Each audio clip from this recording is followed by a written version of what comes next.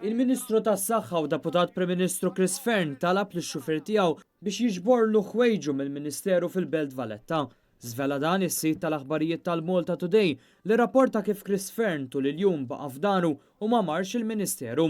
Dan saħansitra fisser illi Chris Fern lanqas biss mar isellem lil ħaddiema tiegħu li tant ħadmu għalih fl-aħħar ġimgħat matul il-kampanja għat-tmexxija tal-Partit Laburista.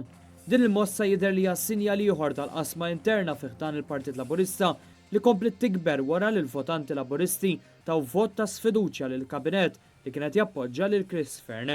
Din l-aħbar tkompli torbot fuq is-sinjali evidenti ta' din il-qasma fosthom wara li Chris Fern lanqas biss attenda l-ewwel diskors ta' Roberta Bela bħala mexxej tal-Partit Laburista.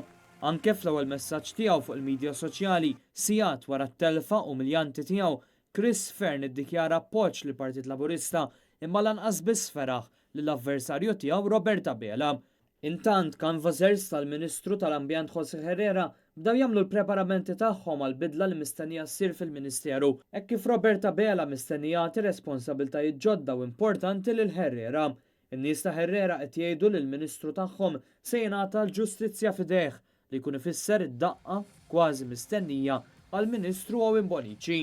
Rapporti fil-jiem li għaddew diġa indikaw li Owen Bonici se jinżamm iffukat fuq il-Kunsilli Lokali u l-Kultura.